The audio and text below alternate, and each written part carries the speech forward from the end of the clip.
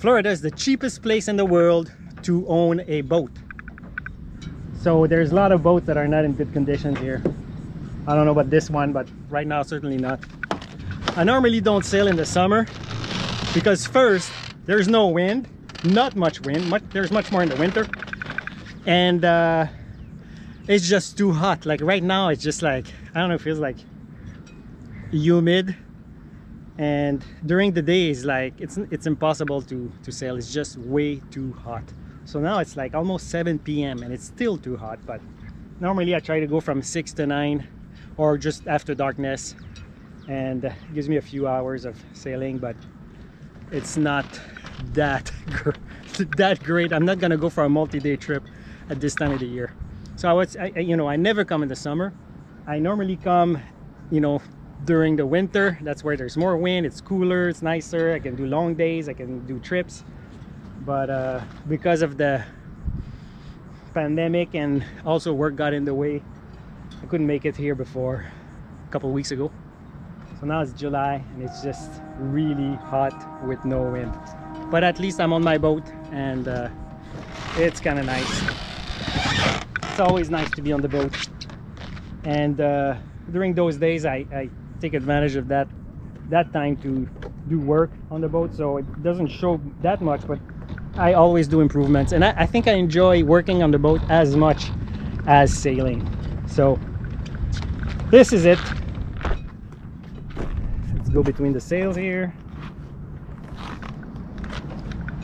For example, I just made this new seat here bigger, and it's just starboard. It should be nice. So nothing here. I'm doing like 0.1 knots. No wind, nothing. So let's do a pros and cons of owning a Trimaran, and I'm talking from my experience with this boat, the F27. So I got a little list here, pros and cons. So I would say number one, it's a planing hull, so it's typically faster than a monohull displacement hull. It has less drag and resistance. So the fastest boat in the world are almost always Trimarans. And it also, because it has 3 hulls, it stays flatter. It doesn't heel as much as a monohull, so some people say it's more comfortable, which I agree. When you're on big waves, I had some experience with that, not that much, but it handled really well. I didn't have any concerns, so I don't think it's a big factor. It does serve really well going down waves, and even without sails, because it has a lot of windage, the body of the boat, you can kind of surf. You can go downwind on strong wind. You can go downwind without your sail, and you keep a good control. So surfing is pretty nice. Now another thing is it's low draft boat, so it's like knee deep. If I have knee deep water, the boat can go no problem, even less than that. So I have a center board which goes up and down with these, and when you go downwind, you of course lift it up completely. When you really go upwind on a close reach, you put the center board or the dagger board all the way down. You also have a rudder that is it's not retractable, but it moves up. It's on a hinge, so if you hit something, it's gonna pop off. You can lock it in place, which I never do unless I'm doing a long crossing and I'm in deep water overnight and I'm going fast. Then sometimes it pops up by itself.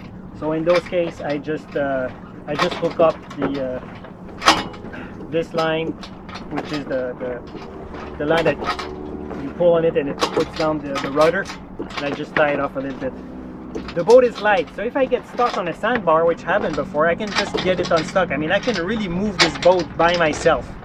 So the light, you know, the fact that it's lighter, it's easy maneuverable, it's fast, it's quick, it's responsive. That I really like that aspect. It is 19 feet wide and offers like net area, so you can be a number of people here and it stays comfortable. Everybody's on nets and it's easy. It's nice. Big advantage of this boat is it's trailerable, so I can put it on a trailer under an hour. So if it's in the water, I put it on a trailer. Let me do this, it's kind of annoying. So there's really no wind here. 1.9 knots. So with the trailer, what is nice is I don't have to keep it in the water when I'm not around. I put it on trailer, it takes me an hour, like I said. I drive it to my brother's place and I can leave it there for a long extended period of time. It was just there on its trailer for 8 months. I couldn't come earlier because of the pandemic, but putting this boat on a trailer is great, and I can trailer it elsewhere. My plan this summer was to trailer it to Canada and sail there, but the border is closed. There's no way I can do that right now. It makes it cheap to own, so you don't have to rent a slip for a long time. You just put this boat on a trailer and bring it home. Okay, another aspect is this boat is rated unsinkable. It has 3 hulls, and each hull has 3 compartments, airtight compartment, which means you have to dig 9 holes for it to sink. And not only that, this boat is made of foam core construction, so it's 2 layers of fiberglass with about 3/4 of an inch of foam, and that makes it a very light and very rigid structure. And if you chop this boat in pieces, each piece will float. So, all right, we're moving. 2.6, 2.9, good. The downside, okay, so it surfs really well on the waves, but that boat is so light and kind of short where it has no inertia when it goes from wave to wave. So at the bottom of a wave, you really slow down. So you can do like 12, 13 knots surfing, even more. And then at the bottom of the wave, you can go down to like 3, 5 knots. So the average speed is not that great going downwind in big waves. I mean, you can do faster than that, of course, but in general, just to highlight the fact that it slows down easily. So this boat performs way better when there's no waves. If you think about just speed, I mean, any kind of wave will slow it down. But if there's barely any wind, like right now, I mean, we're doing like 3 knots and there's, I don't know, there's really not much wind, and it just glides slowly enough. In these conditions, I've done like 8 knots. Looks like there's almost no wind and you still cruise, but that's when there's no waves. It really glides well. And when you're at an anchor, it's gonna yaw around the anchor. It's really gonna yaw in the wind, and that's because of the 3 hulls. When it goes sideways, you get more wind. The center of gravity of the boat is here, and you get more wind, and it just twists it until there's too much resistance for the anchor, and then it comes back and back. So there's a null point like in the middle here, and there's another null point kind of like this. So the way to do it is to anchor this boat like this. You got your anchor, put it sideways, and for that you need 2 lines, and I'll show that to you later. But there's a way with 2 lines to an anchor, and the angle of those 2, and the angle of those 2 lines with the length of those 2 lines, you can find the null point that will keep you pretty much stable. So with the setup like this, with the ball and the 2 lines, it barely yaws. I mean, almost none, but I had to play with the length of those 2. So you have to get the right length. And then that's what I do. I got my mooring line set up exactly for that. So it's easy, I just clip in and I don't worry about adjusting anything. Another thing that sucks, really sucks, the anchor doesn't suck that bad because there's a workaround. There's a remedy with those 2 lines. So it's not that bad. Now, one thing that really sucks, I think that's the biggest downer of this boat, is its behavior at low speed in a marina. So if you're,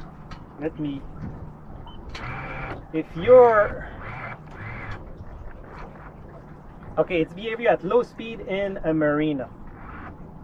So, especially when it's windy.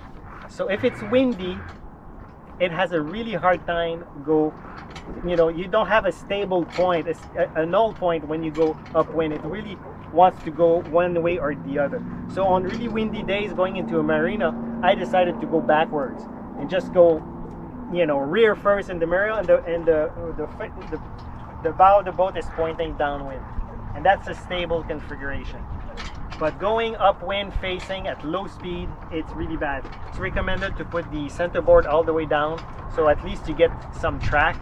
But even then, another option is to close the boat when you get into a marina, and that works much better. It's just a pain, you have to close the boat, but the advantage is you can get a regular slip when the boat is folded.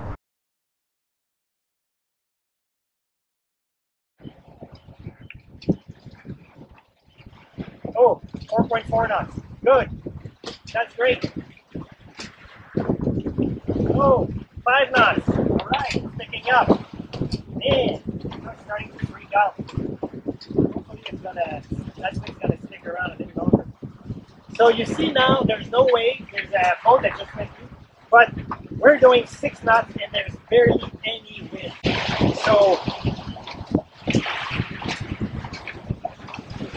it really moves well when there's no waves. It's kind of incredible. So that's the cleaning hull. So right now, I tell you there's like 3 knots of wind and we're doing like 6 knots.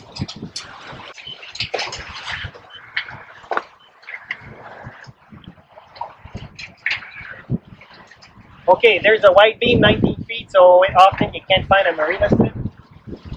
So you fold it or you get an end knot. That's a disadvantage. Another disadvantage, cabin space. So it's a trimaran. So the center hull, the habitable part of this boat, is quite small.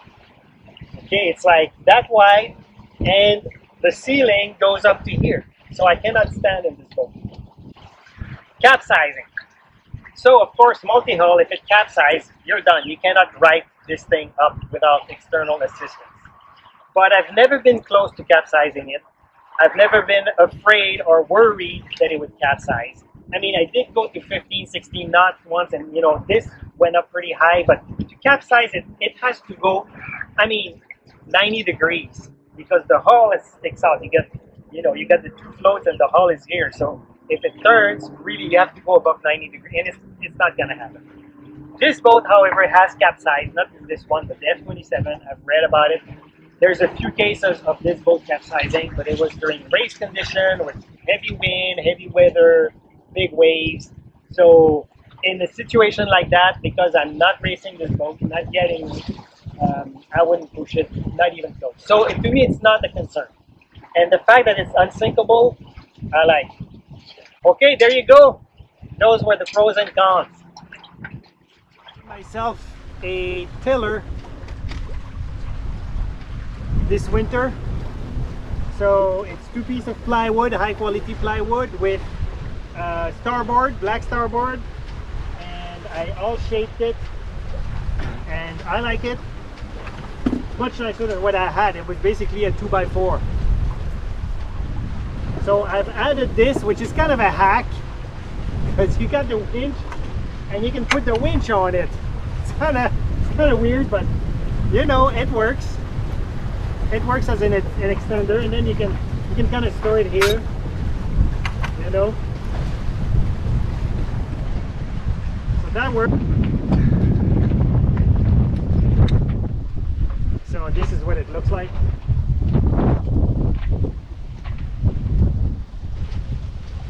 Repurposing a winch.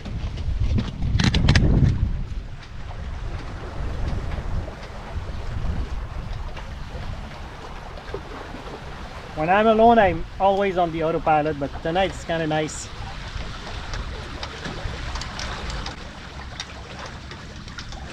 With a beautiful sunset.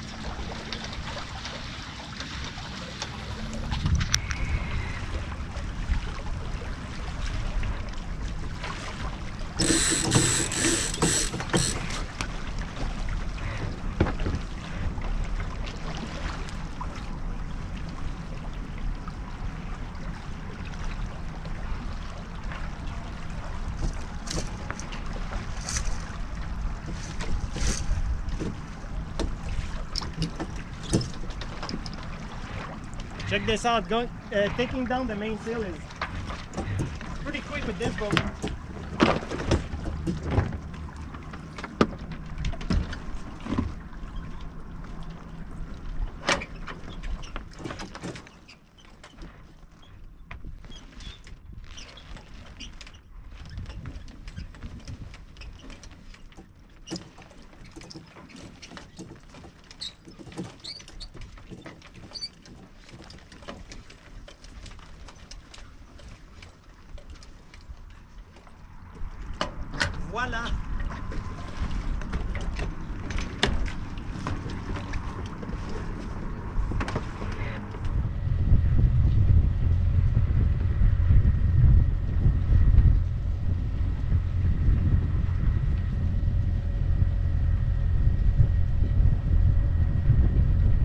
still power on that sunken boat.